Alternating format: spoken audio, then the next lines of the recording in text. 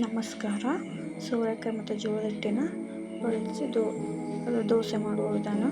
ಅರ್ಧ ಕಪ್ಪು ಜೋಳದ ಹಿಟ್ಟು, ಸ್ವಲ್ಪ ಬೇಸನ್ ಹಿಟ್ಟು, ನಂತರ ಮೈದಾ ಹಿಟ್ಟು, ಸ್ವಲ್ಪ ಅರ್ಧ ಕಪ್ಪು ಗೋಧಿ ಹಿಟ್ಟು, ಅರ್ಧ ಕಪ್ಪು ಉಪ್ಪಿಟ್ಟು ರವೆ ಅಂದರೆ ಕೆಂಪು ರವೆನ ನಾನು ನೀರಲ್ಲಿ ನೆನೆಸಿದ್ದೀನಿ. ಅದಾದಮೇಲೆ ಅದನ್ನು ಮಿಕ್ಸಿಂಗ್ ಮಾಡ್ಕೊತೀನಿ, ಅಂದರೆ ರವೆನ ರುಬ್ಕೊತೀನಿ. ಆಮೇಲೆ ಎಲ್ಲ ಥರದ ಹಿಟ್ಟನ್ನು ಒಂದು ಪಾತ್ರೆಗೆ ಹಾಕ್ಕೊಂಡು ಕಲಸಿದ ನಂತರ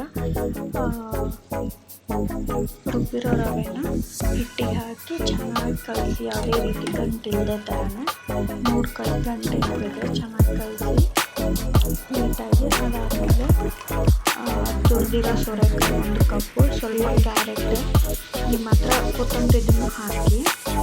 ನನಗೆ ಇಷ್ಟು ಸಾಕು ಅನ್ನಿಸ್ತು, ಅದು ಇಷ್ಟೇ ಆಗುತ್ತೆ. ಅದನ್ನು ಅಷ್ಟೆಲ್ಲ ಹಾಕಿ ಕಲಸಿ, ಸ್ವಲ್ಪ ಉಪ್ಪು, ಆಮೇಲೆ ಸ್ವಲ್ಪ ರುಚಿಗೆ ತಕ್ಕಷ್ಟು ಉಪ್ಪು ಸೇರಿಸಿ ಫ್ಲೇವರ್ಗೆ ಚೆನ್ನಾಗಿ ಅನಿಸುತ್ತೆ. ನೀವು ಟ್ರೈ ಮಾಡಿ. ಚೆನ್ನಾಗಿ ಕಲಸಿದ್ಮೇಲೆ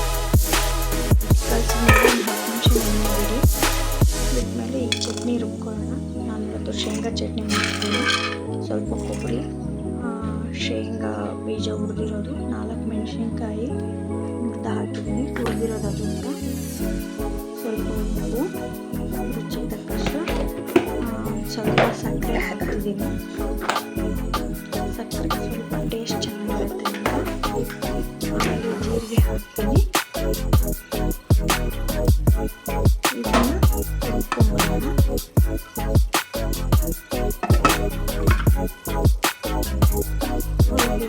ಚಟ್ನಿ ರೆಡಿ